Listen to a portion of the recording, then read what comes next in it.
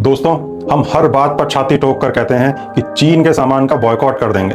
अरे भाई, गनीमत मनाओ कि चीन ने भारत का बॉयकॉट नहीं किया। जिस दिन उसने हाथ खींच लिया ना, पूरा देश ठप हो जाएगा, हाथ में कटोरा आ जाएगा। सच तो यह है कि हम चीन पर पूरी तरह डिपेंडेंट हैं, वो हम पर नहीं है।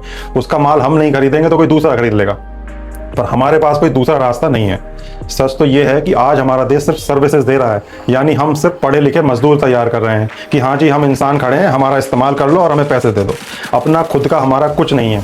आज दुनिया में जंग एआई यानी आर्टिफिशियल इंटेलिजेंस से लड़ी जा रही है, और जो देश एआई में आगे होगा वही राज करेगा।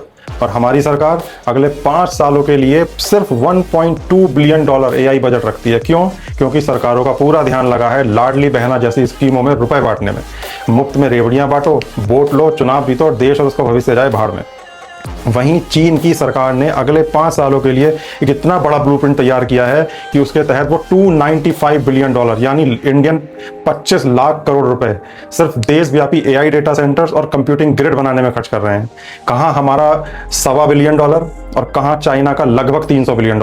और हाँ, इस बजट का साफ नियम है जो चाइना का है कि इसमें इस्तेमाल होने वाली कम से कम 80% टेक्नोलॉजी जैसे एआई चिप्स और सर्वर्स खुद चाइना के होने चाहिए, चाइनीज कंपनी जैसे हुआई के होने चाहिए, ताकि वो अमेरिका या किसी बाहरी देश पर निर्भर न रहे। चीन की इकोनॉमी आज $18 ट्रिलियन की है और हमारी मुश्किल से $4 ट्रिलियन की।